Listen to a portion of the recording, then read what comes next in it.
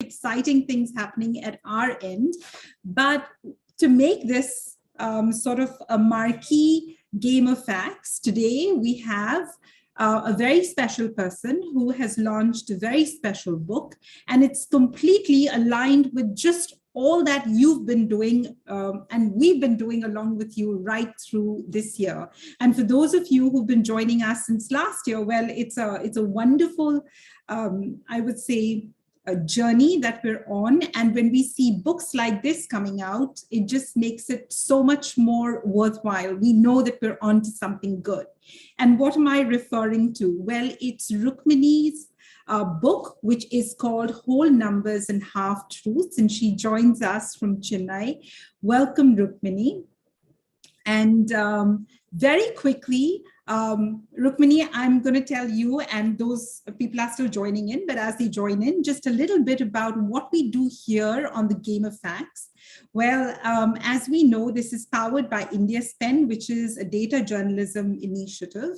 And we've been trying to bring data and evidence to a larger audience. We believe that there are people who want to know facts as they stand. It's just that it's not very accessible. I'm sure you suffer that issue too when you're working on your own data stories. And the whole idea was, there's all of this data, there's all of this evidence, there's all of this information. How do we make it a little more palatable for a larger audience? And also, how do we sort of make it part of our everyday conversation? So we all want to sound smart. We all want to, have a good standing when we're having a conversation with our friends on any issue.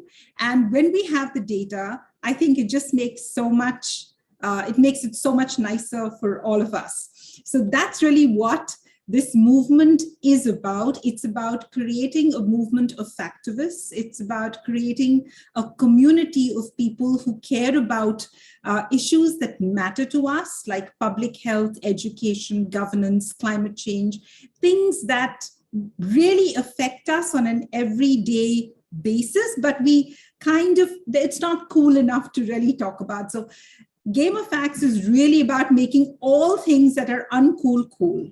And we celebrate nerdiness. So it's fantastic that we have your book, which joins the ranks here. It's a wonderful book, Rukmini, and so glad you could make it. I mean, we're a very sort of small platform. And when somebody with your stature kind of gives it a little bit of, credibility or shine, it just feels so much special. So thank you. We've been like quizzing week on week, every week without fail at 5 p.m. And when, authors and data journalists like yourself join us, it just makes the whole thing seem so much more special. So I'm going to start with, so welcome, first of all, Rukmini, and you can unmute yourself because I'm going to start off. I have a whole bunch of questions out there. This is really, really a wonderful book. And, you sort of got into data journalism when it was still not a fad, when it was, you were sort of, I would say, you're very early to the game. So just wanted to understand, Rukmini, how did you, first of all, stumble into this area? And then what sort of got you more interested in and involved in the space? Thank you. And thank you for those very kind words, Rashmi. And I just want to say that I do feel part of this community. All of us, whether we're college students or someone who's been working on this for a while, we're all part of a community of people looking to understand the world through facts rather than, narratives or rhetoric alone. So I may be someone who's worked on this for a while, but I would like to think of us as all part of one community who can keep helping each other and growing. If there are among the participants, people who want to continue down this path, I'm always available and happy to talk to young people who want to pursue this. The more of us, the merrier. And I think nerdiness has become very cool now. I've spent all of my last few days talking to people who similarly value numbers and facts, and not just facts for the sake of it, as you know, all avid quizzers would know that this isn't trivia, this isn't things that you just mug up or store. It's a way of making sense of the world. And I suppose that same impulse that drives your participants to the quiz, to which I want to assure them we will get to soon, and I'm not going to stand in the way of the quiz for too long. But this is that the same impulse is what drove me to data journalism. I had been a field reporter whose job was to sort of travel all over the country and report on things, and you see bits of everything and you're trying to put it together as a whole. And especially around elections, I grew a little tired of he said, she said narratives. What this one says is what people want, and you want to look at hard numbers. You want that as the way to better understand the world. So I'd say it's the same impulse as your participants here, just trying to make sense of the world in a more concrete way, that drove me to data journalism. And when you look at government data, which is largely one set of the work that you work with, what's the kind of principles that you apply? Because some of this data can be very confusing, actually. There are lots of challenges that come with this data. Some, it comes and then suddenly you realize it's disappeared, and then there's a new set of numbers that have come in. And what are the challenges that you faced and some of the principles that you apply when you're using this data? If you can share that. Sure, and I'm glad that we're looking at challenges and principles together, because principles sort of set in place guidelines for you yourself as a person going forward. And so these challenges can be one-time things which you can try and overcome. And I'd say there's a few things I follow. One is document and save everything. Having a large folder open on your desktop to which you save everything is very important. You're creating your own archive in a way, so you're not dependent on whimsical government websites that are one day this way and one day another. So keep saving your own work. I think I also make sure that I go in with questioning and skepticism. And I know this is something a lot of young people, it's great that they're approaching the world with these questions they're asking. They're not willing to take what the established media is saying. They're not going to just take it as fact. They are coming in with questions. But I don't have sort of blind suspicion about everything. I don't assume everything is lies and everything is fake and everything is manipulated. It is my job to figure out what's wrong, how it's wrong, where it's wrong. So I'd say questions are great. Blanket suspicion is not a guideline that I follow. And last thing I'd like to say, in a very sort of concrete way to work with, is to try and think about ways to put data into usable formats and make it a public good. If you are someone who has the ability to convert a PDF into an Excel, or manually type something that you found, put it on GitHub or similar sharing resources. Just as we are a community here, you have built this community of quizzers. We are a broader community of people committed to open data. So more and more of us should be putting out our data and creating it as a public good for everybody to use. What has your own personal journey been in the world of data and evidence? I mean, sometimes, rightfully you say you're not always you don't go in all the time skeptical and cynical about intentions, etc.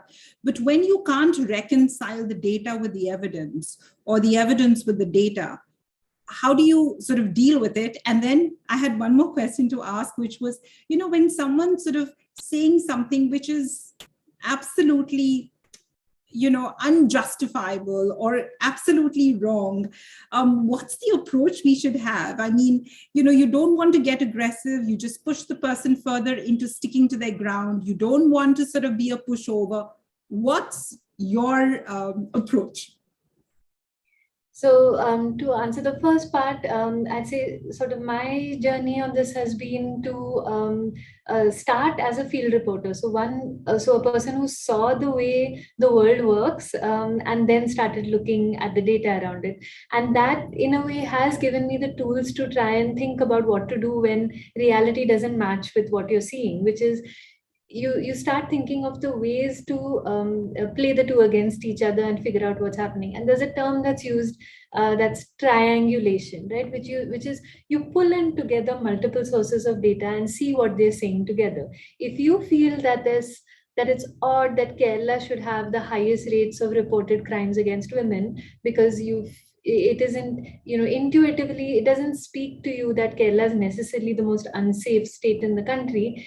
Then you look at another data set which talks about the experience of crime. What women are saying in household surveys is their experience of crime, and you find that no, there isn't a large underreporting. There is in fact good reporting, healthy reporting, what you would expect in a democracy. So you bring in these data sets together to try and understand what's happening, and ultimately you do end up filling in a lot of gaps by simply talking to people. You pick up the phone and call that statistician who you made friends with and ask him or her to explain to you what's going on with the numbers. And just to answer your second thing about approaching people, it's a hard thing. I think all of us on family WhatsApp groups really struggle with this question. And I do agree that the more you push people, especially in a public forum, the more they sort of retreat into themselves and their own positions. So I am not necessarily in favor of sort of public shaming. I like having quieter conversations with people, and I highly recommend a calm tone. I had this podcast that I did on the pandemic during this time, and one of the things people have repeatedly said to me is that they really appreciated that it was all said in a calm tone. We hear too much shouting in our regular lives, and people sometimes really desire a calm tone. Okay, we're going to try that one. It's a little difficult, but yeah, I mean, I'm sure you have to do it more often than we do. One thing I really liked about your book in particular, and there are some findings that you've sort of established there. One of it is sort of creating this narrative, and it's a very well thought through, with a lot of evidence, a lot of data about women. In fact, you feel in this book, and you've sort of established that, saying they hold the key to a lot of good that can actually happen, not only in society, but in general for the country. And I just wanted to sort of understand, and the role of patriarchy, the role of and then you add the layer of caste on it, or there's so many sort of aspects and dimensions to this. But just wanted to understand, did you have any sort of takeaways that shocked, surprised you, probably pleasantly, happily, that you would want to share when you were writing this whole chapter and this whole piece on more women in politics, or making the case for more women being in administration, or more police, women police force? Yes, I'm just going to start by saying that one of the aspects that both the data and lived reality show are the sort of multiple hats and roles that women have to play. Speaking of which, my doorbell is ringing right now. I'm going to be back in just a second. These are the yeah. And then I'll come back to answer that. So while Rukmini takes care of that, and then I can just sort of cover a lot more ground so we can quickly get started on the quiz. Her book actually is sort of spliced and diced very, very cleverly. There is one aspect where she's talked about the contradictions of the Indian elections, and how, because the data is so confusing, because people in their surveys can be not as revealing, you can't always rely on numbers, and you shouldn't always rely on data, is one of the things that she talks about. She also talks a lot about, and she's given a lot of the NCRB, which is the National Crime Record Bureau, reports that come out, especially when we talk about aspects such as rape cases. We talk about, these kind of ones are very sort of nuanced, and you have to really sort of dig deep and look into the numbers before you sort of pass,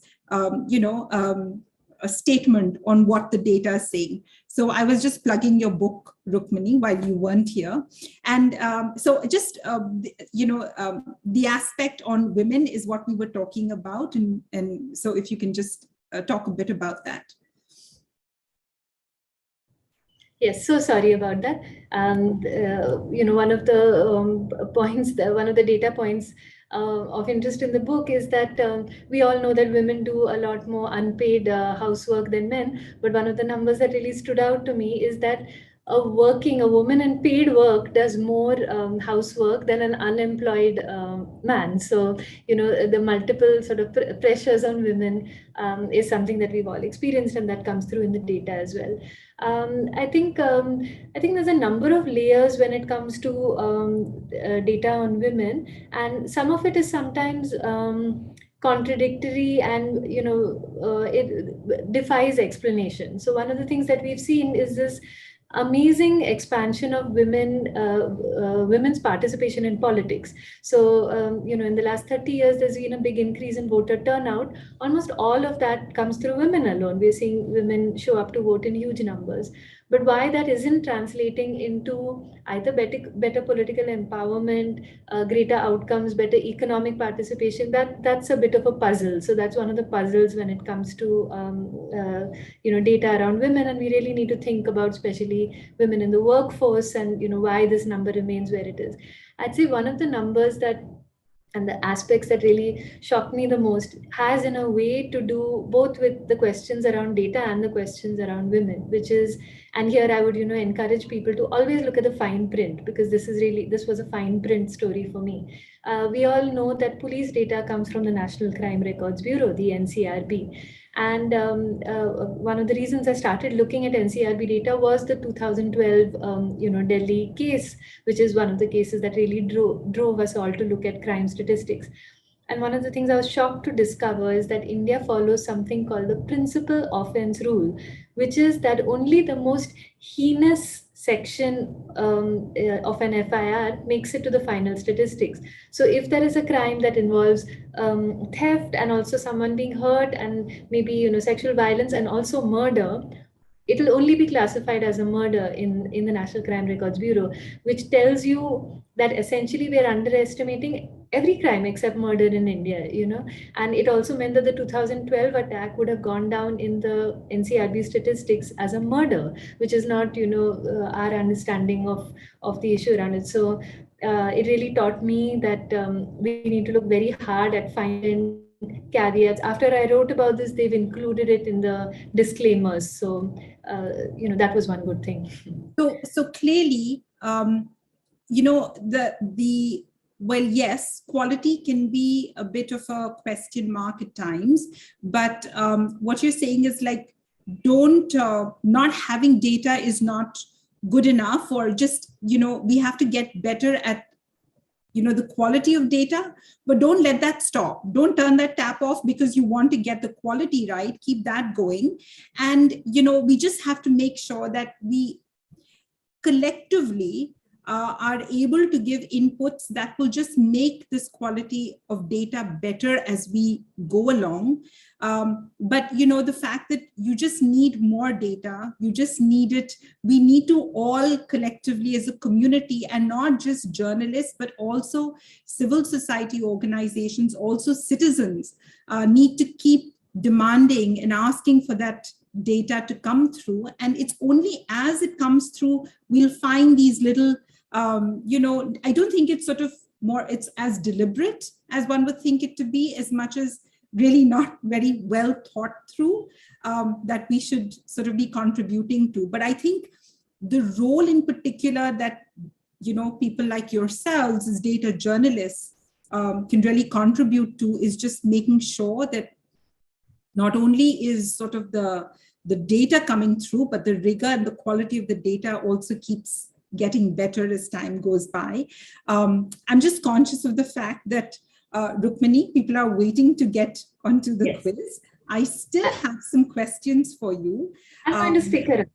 And and I have one of the questions that I really want to ask you as well before we get into the quizzes, you've, in the last chapter of your book, you've talked about data being this bridge, the fact that we've, in this last few years, we've actually, because of, you get slotted into this ideology or that, the best part about data is it kind of keeps you above all of that.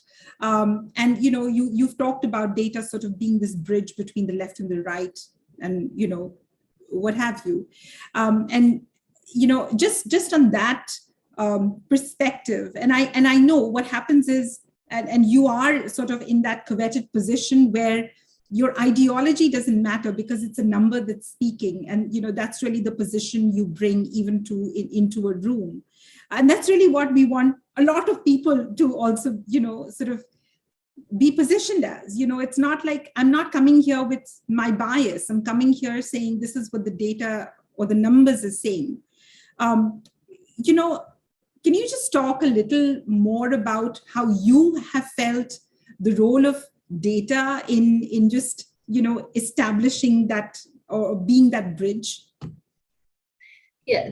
So let me just say that I'd say it's a bit of a yes and a no to data being above ideologies and biases, which is that first of all, data doesn't exist in a vacuum. It's collected within a sort of socio-political environment. And also the data that you choose to highlight and talk about, these very choices, whether they're done by humans or they're done by algorithms built by humans, are based around subjective choices as well. So, I would not, I don't argue that I am a perfectly unbiased person without my own human beliefs and biases. What I would like to try to aspire to is fairness. So let me say that this is a data set. It talks about multiple things. However, I am more interested in gender and caste dynamics. So I am going to choose those parts and write about it. But at least let me be fair to the material and not, as they say, torture the data till it confesses. Let me be fair to what it says. And increasingly, I would encourage people to put out all of the raw data that they've collected, so that if I have chosen to talk about one aspect of it, perhaps you could look at that data and say, well, but there's also this, and you could look at it. So I'd say things like GitHub become important tools for journalists to put out all of the underlying data, even if they feel they have been fair. This is an additional way of sort of creating credibility in the minds of viewers and readers that that data isn't being cherry picked or they're not being lied to. So I'd say I sort of aspire to fairness rather than being unbiased, which is something I almost feel is humanly impossible. Yes, that is true. So with that, we'll get into the quiz. And the rules are very simple. You need to log into www.kahoot.it. The game pin is there in the chat box. Udit's really looking forward to this book. Udit, I hope you make it to the top 3, right, to get this book. And Dipankar, you're very right. The data is there, but now we need to build more stories around it. We need more narrative, and we need this to be, I think, out there so a lot more people can see it. And the good news is we do have people like Rukmini Srinivasan to do that for us. All right, so now I'm going to very quickly, and thank you all for being so patient, I'm going to very quickly share my screen and say a very warm welcome. This is the last quiz of the year. IFQ is going to take a little vacay and we'll be back next year. And we have our championships coming up. So there's that happening as well.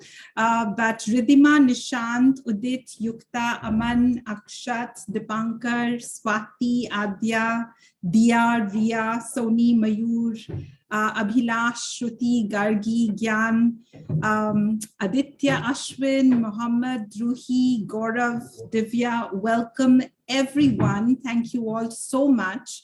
Bharat's just made it in time. I'm going to start with our favorite poll questions. You all know there are no scores for this. We just want to bother you and trouble you and get some of your thoughts.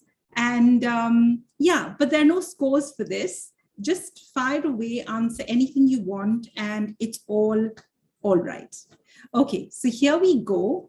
The first question we're asking, and something I asked Rukmini as well, when an elderly person or a family member is sort of saying something very loosely and passing it off as a fact, do you politely correct the person? Do you challenge them with the fact? Do you ignore them, or do you indulge them? Because, at the end of the day, we have to respect our elders and all of that jazz. Okay, so I think politely correcting is what we all like to do. And I think, now that Rukmini has given us a tip on being calm, I think we should just follow that. And yes, we'll get into the next question. here we have it. Your hopes and dreams for 2022. I know, there was 2020 and then there was 2021, but what do you feel? Do you feel like, what kind of question is this in the first place? Do you feel if we've lived through 2020, then definitely we'll sail through 2022, or you're keeping your expectations low, or you feel, listen, we're done with it all. I mean, now it's just the best is yet to come. Okay, so I think IFQ in general appeals to the positive or the optimists in us, and we seem to be dominated by that. So it's fantastic to hear that we're all sort of looking forward to and not quite beaten into the pressure of 2020 and 2021. All right, fantastic. Here we get into the word cloud. Just tell us what your current frame of mind is, or what do you feel like right now? Just describe yourself to us. And you can use a word, a phrase, whatever works for you.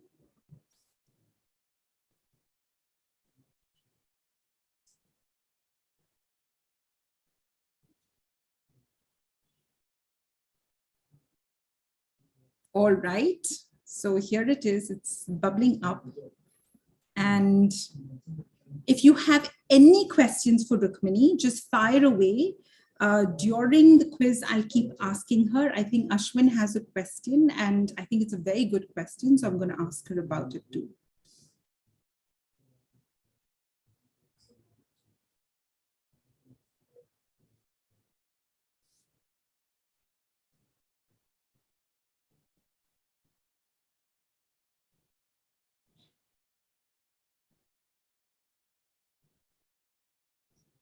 Right, so there it is. Okay. So okay, that's a nice description. Fighter, benevolent, pumped up, a learner. Yes, that's a nice one to be. A wanderer, exasperated, unpredictable, wow, funny, ambitious, tangled. Yeah, we all left in tangles, actually, come to think of it. Nervous, confident, tired, honest, determined, chilled, messy, excited, logical. You're calm right now. That's fantastic. Super relaxed, busy, cool as cucumber. Fantastic. Doubtful for the future. Yes, we all are. But there's a way of getting out of that. Cautious, and stick here with us, and we'll figure this out. Dynamic, introvert, lost, overly optimistic. Fantastic. Okay. So we're going to get into the quiz. At this point, I'm going to lock the quiz. So if there's anybody who's sitting on the fence, wants to join in, please go ahead and do that. And yeah, here we go. This is the quiz. We have this extra question this week, and this is a special edition of the Game of Facts. There are quite a few true or false questions, and then we have the two puzzle. I'll guide you through that. And before that, I'm just going to lock the quiz. So here we have it. Thank you all for joining us. And those of you who've been regularly with us on this journey of becoming factivists, really, really appreciate all your support. So here we have it, the last quiz of the year. It's a true or false.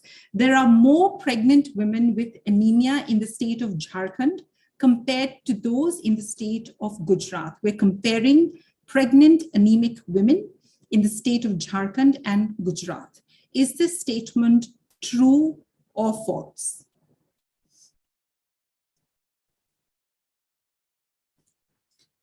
Right, so the 39 of you who said it's false, you are actually correct, because Gujarat has more pregnant anemic women. In fact, that's about 62.6% of pregnant women are anemic in the state of Gujarat. In comparison, Jharkhand is not doing very well, but not as bad as Gujarat. It's about 56.8%. The national average is, well, it is bad, but that is at 52.2%. And one of the big efforts and challenges for the government, and they have sort of, set themselves milestones, but it is to make India anemic mukt, or at least our women.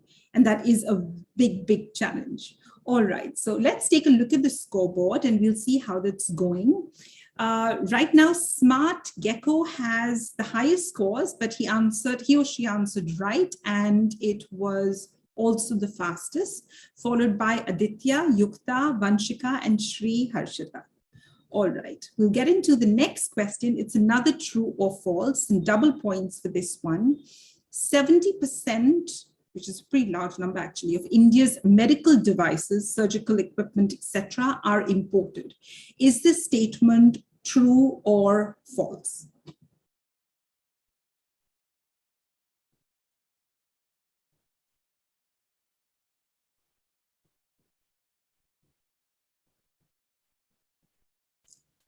Okay, so 54 of you who said true. Yes, it is. So we really have a long way to go when it comes to Make in India, and especially for something as critical as this. In fact, this statement was made in the Parliament of 16th December in the Lok Sabha.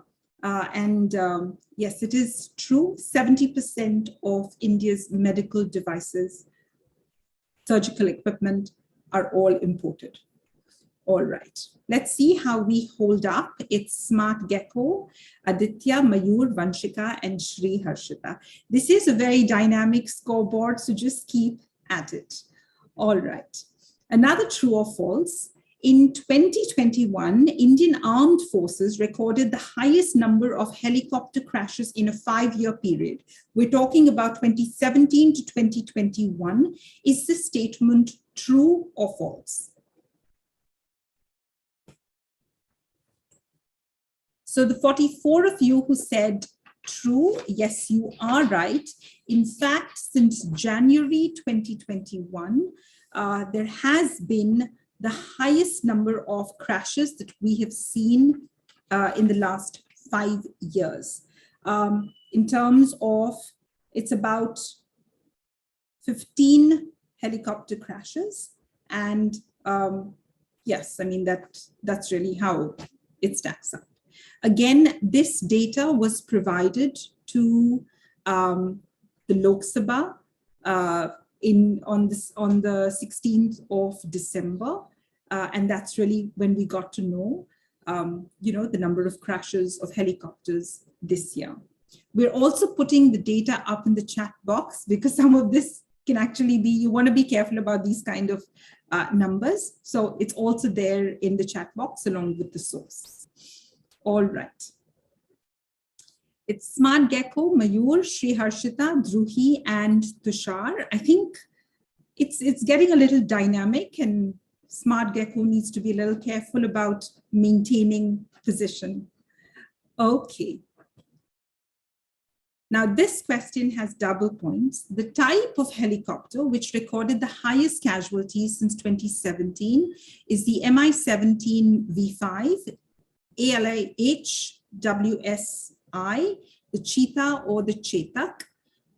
We all know that the most recent helicopter crash involved the Mi-17.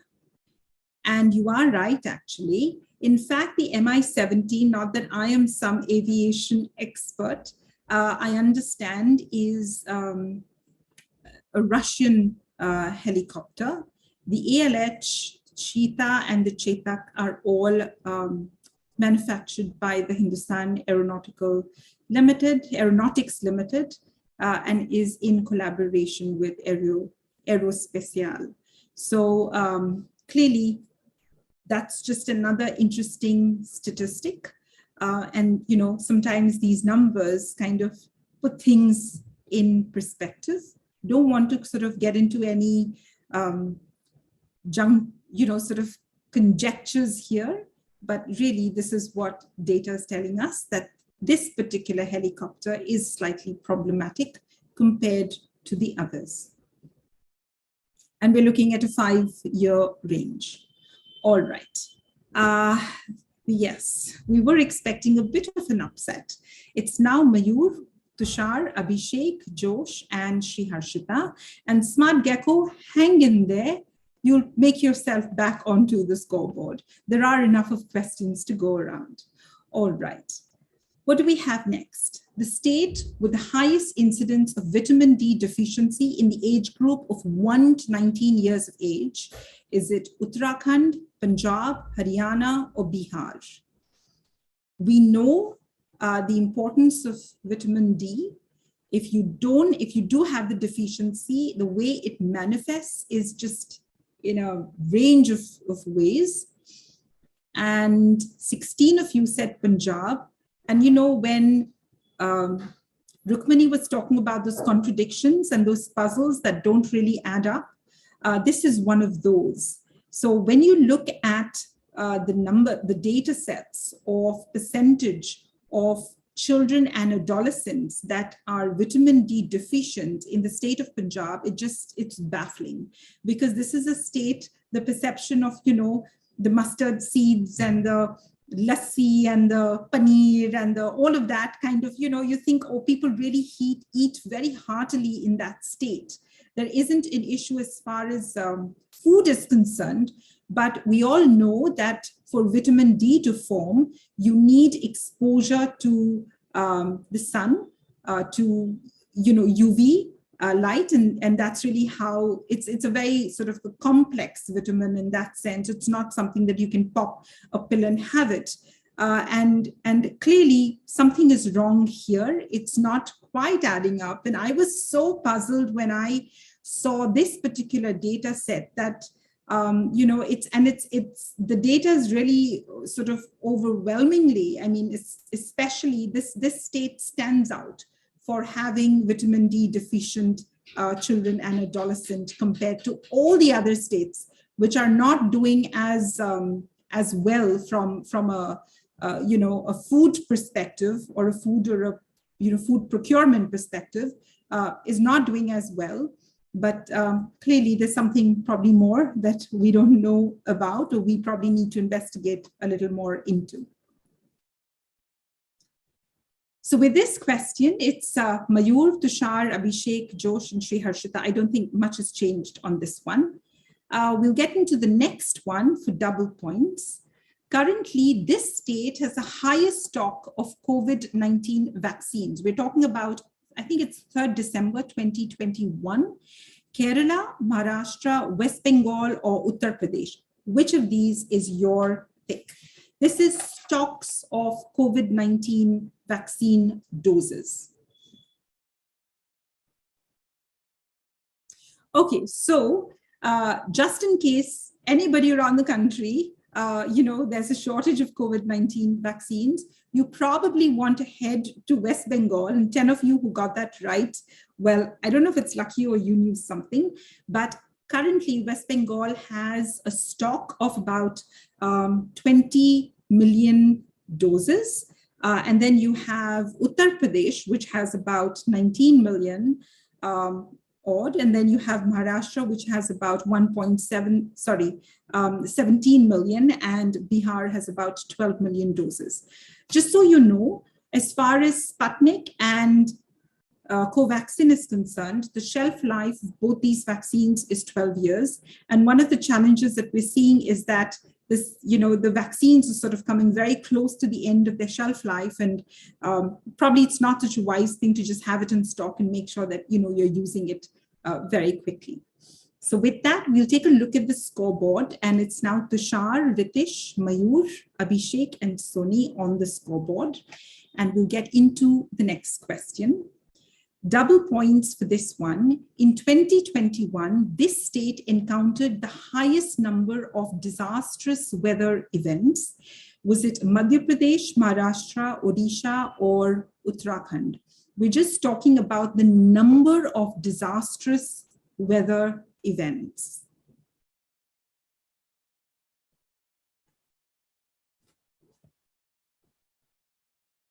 Okay, so the 20 of you who said Maharashtra, you know, I'm in the camp of those who would have said Odisha.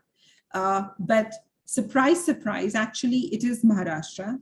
And Maharashtra has had 346 disastrous weather events, out of which 56 were cyclonic storms, 215 heavy rains or floods, And then you had 73 occasions of lightning strikes and 2 thunderstorms.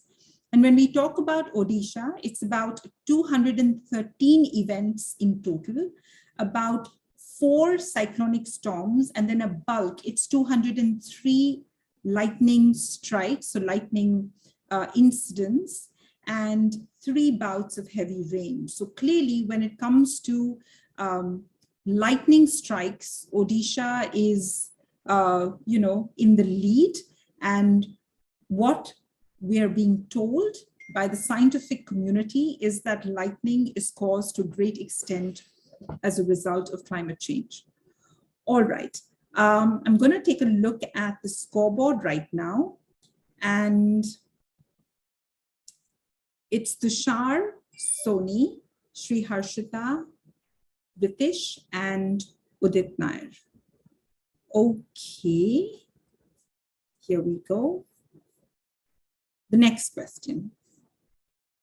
Double points for this one as well. This state is the largest cultivator of avocados. So those of you who like Mexican food, I think this is in special interest to you. We're asking, is it Karnataka, Sikkim, Kerala, or Tamil Nadu?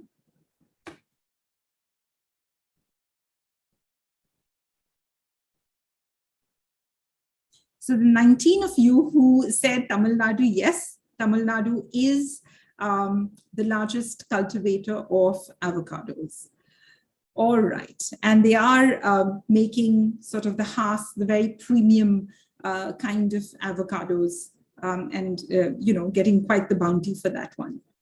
Okay, we go into the scoreboard. It's Tushar, Sri Harshita, Vikas, Kishore, and Soni, and Sejal is the highest climber with this question.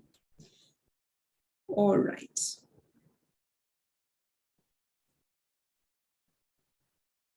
Double points for this one. This state is the leader in cocoa cultivation. So we're really into exotic fruits, as you can see.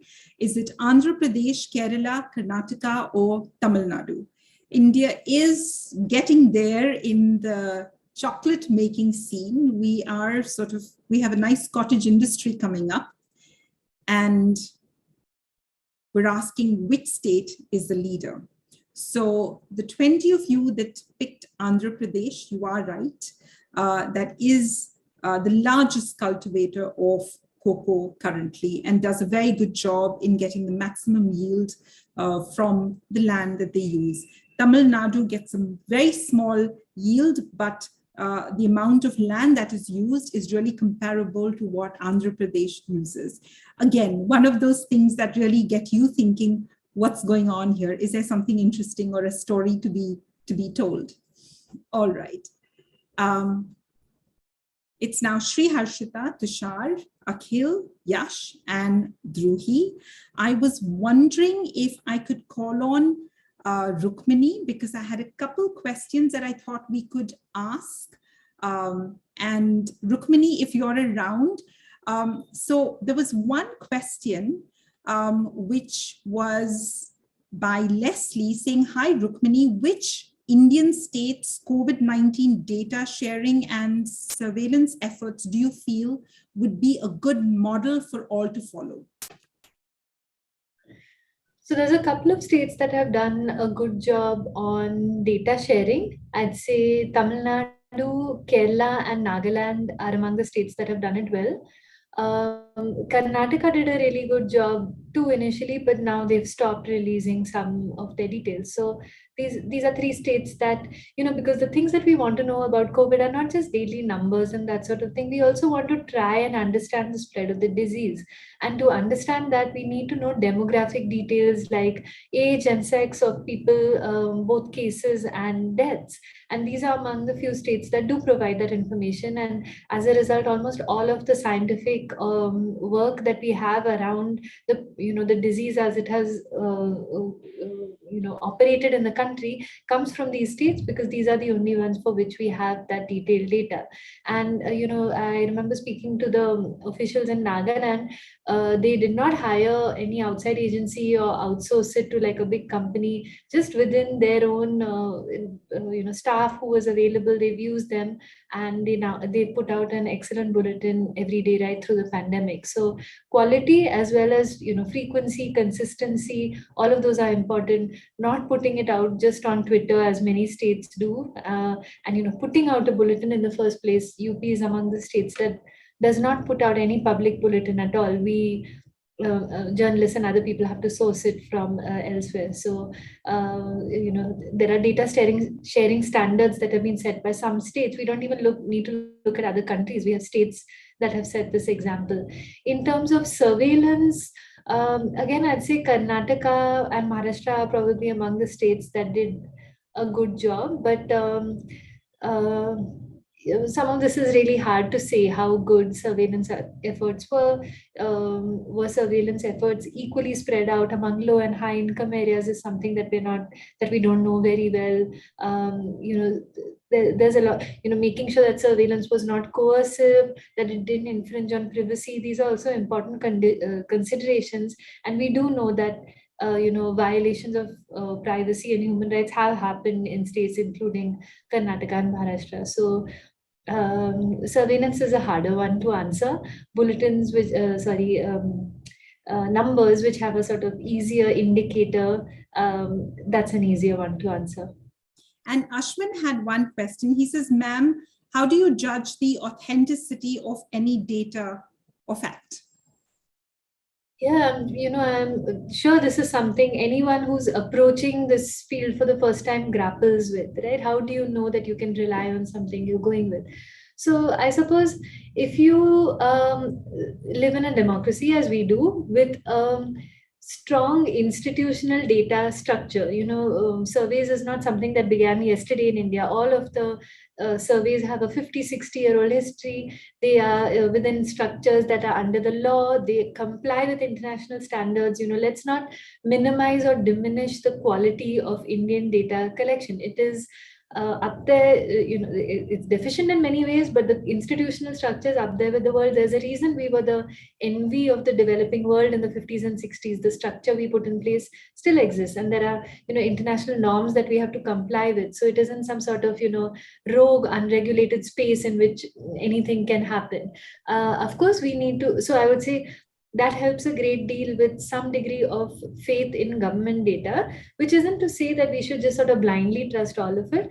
There are checks and balances that do happen. And I would say this is something that journalism has been a sort of success story on. If we a couple of years ago, there was a lot of debate around the way the GDP was calculated, and all of the backstory around it, the questions around, are we using the right data? Where is this data coming from? Have things changed? Has come through journalism. In that case, a lot of it came through a reporter named Pramit Bhattacharya of Mint at the time. Then there were similar instances where some unflattering numbers were suppressed by the government. Then a reporter named Somesh Jha for Business Standard put that information out. So nobody is going in with complete faith in the government. There is questioning. There is media, though under pressure, remains able to ask these questions.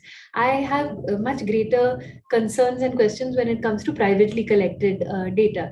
There, Ashwin, one of the important things is to look at the methodology of the data, of whatever is being put out. If they're not being transparent about how that data was collected, if it's some opinion poll which is just saying so many seats will be won by such and such party and put out on a TV channel without any idea of how the survey was conducted, among how many people, how was the sample selected, I would just not use that data. You don't know for what purpose it's being put out. So always ensure that you are able to see the methodology and what went into bringing out the data, and then see if it conforms with other standards. Try and triangulate, see if something is suddenly jumping out for some reason, and see if they've got something wrong in it. So those are some of the ways I'd do checks and balances. Okay, and one last question before and then we'll get into the quiz again. But Dipankar asks, did you ever share wrong data and then find out about it, and how did you handle it?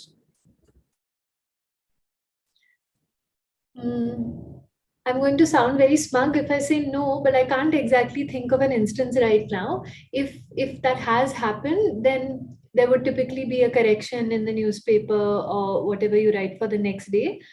I can't, there have been like typos where,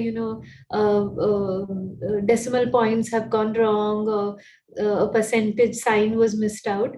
But I can't really remember putting out completely wrong data.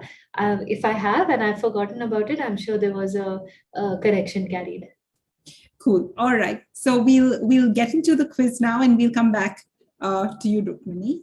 This is a puzzle question. We all know that it's a little tricky. You need to stack them from high to low and then hit the submit button. We're asking you to rank the number of vacant posts in India's rural health system.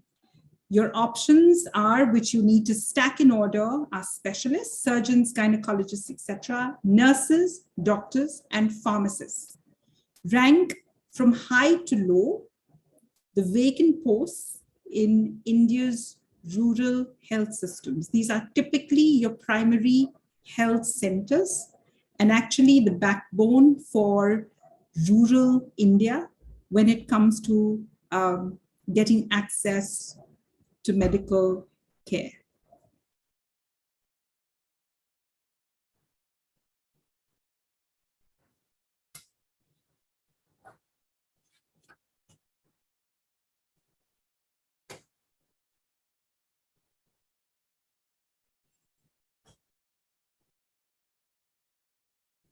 We actually have a few of you who've got this right, which is super because this is a difficult question. Currently, India or India's rural healthcare system has over 8,600 posts for doctors vacant. And then we have a requirement of 8,401 specialists. These are surgeons, gynecologists, pediatricians, etc.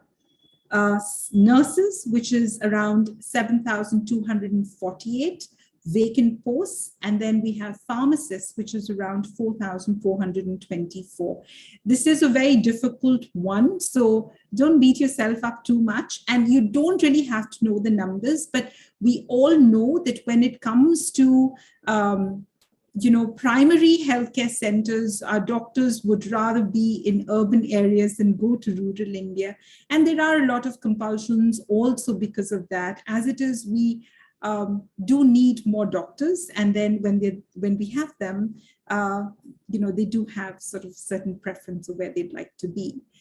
So we have to sort of create an environment where,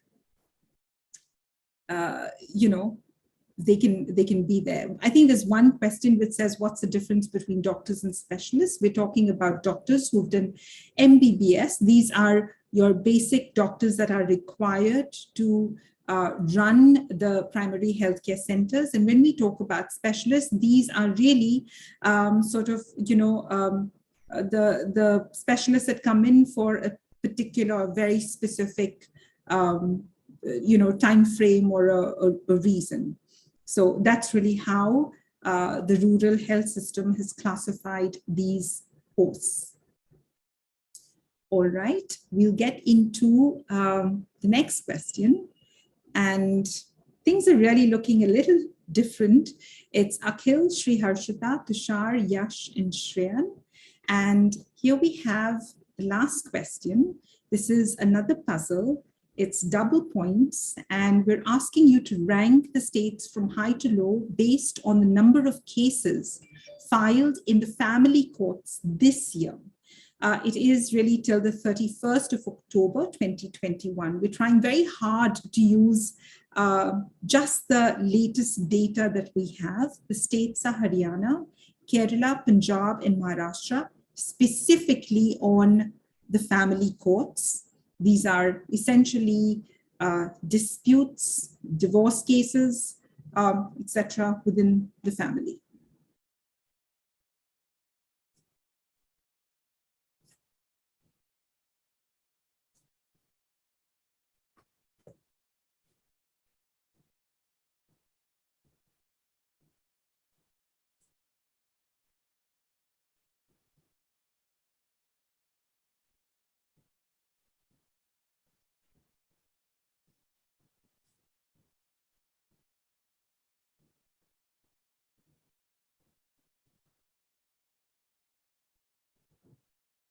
All right, this was a very difficult question.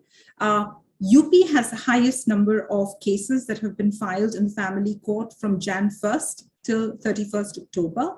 But among these states is Punjab, which had about 61,700 cases filed in the family court. And then you have Kerala, where it's about 36,877. Haryana is about 26,914. And then we have Maharashtra, which is about 25,071. Typically, and I will just tell you what my bias would have made me answer, but I probably would have put Maharashtra right up there because it is, large urban areas. We know that, tolerance levels have probably reached the peak in 2020. And therefore, you have this deluge of cases possibly in Maharashtra. That would be where my bias would lead me.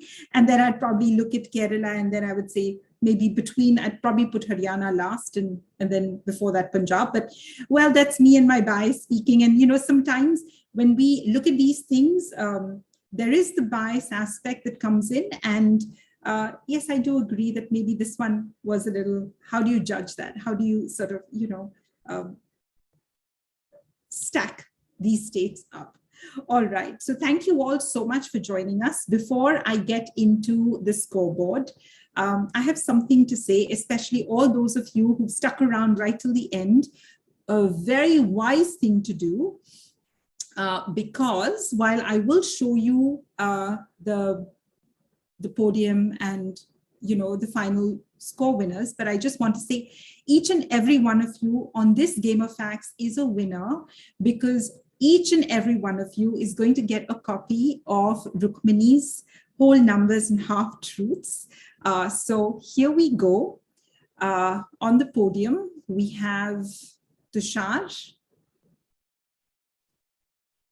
Shri Harshita, and the winner of this quiz is Akhil. So you will all get, the three of you will get a signed copy of the book, but each and every one of you is going to get your copy of Rukmini's book. So Rukmini, this is really a bit of a surprise, but we've decided, since this is the last quiz of the year, we take a break. Christmas has come early for all our participants and quizzards today on the Game of Facts, and they're going to get a copy of your book.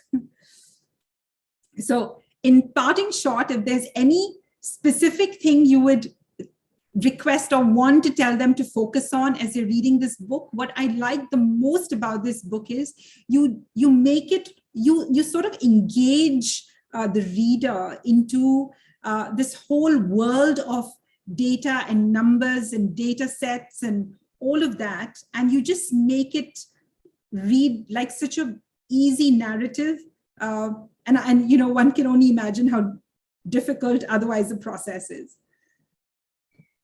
Thank you for those kind words. And I'd also like to say, to sort of bring in the quiz as well as the book, which is to say that individual facts, sure, they matter, but it's the overall picture that it adds up to that's vital. So, just as I'd say to the participants in the quiz today, if there were things that you got wrong, it might be that there's an individual fact or one particular sort of ordering of states or one particular variable that you didn't know about. And those are, those matter to the quiz, but for the sort of larger purpose of reaching a point where we understand our country better, and if we understand it, then are able to make change and do good, which is something I assume we all want to do, then a sort of broader understanding of the country that doesn't come from individual facts alone becomes important. And just as you've said, one of the things I've tried to do in the book is to not look at facts as cold facts alone, but to try and look at the people behind these numbers. So what I'd encourage, what I hope that your community takes away from the book, but also from their overall attitude to facts and numbers and figures and information, is to think about how numbers empower and enlighten, even if that specific detail of or that specific number doesn't stay with you. It's if you've taken away something from it that changes your mind and helps you think differently about the world and how you want to make it better, then that's really what I would hope they can take away from the book. Super. Thank you so much, Rukmini, for joining us. And all those of you who've joined in, please don't forget to claim your book, Whole Numbers and Half Truths. Write in. Well, Muskan is going to give you what the guidelines are. We do have a cutoff date and all of that because we too want to go on holiday. And what we're going to do is on the 22nd and 23rd, we're going to host our 2021 championships. So January 22nd is going to be the preliminaries and the quarterlies. And then we have the semifinals and the finals on the 23rd of January. Please don't forget to register for that. You will keep getting all the details. Just follow us on Instagram and all our social media handles and stuff. We'll just keep putting out all the information there. And claim your book, please, please, please, to the winners. Congratulations. And thank you, Rukmini. We're going to let you go now. And a very, very Merry Christmas to you, Rukmini, and every one of our quizzers, and a very Happy New Year. I'm sure 2022 is going to be a fabulous year. So thank you all, and keep watching this space because there's a lot happening with the championships coming up. And yeah, stay safe, everyone, and have a really, really wonderful break. Thank you. Thank you. Bye. So nice to meet your community, and thank you.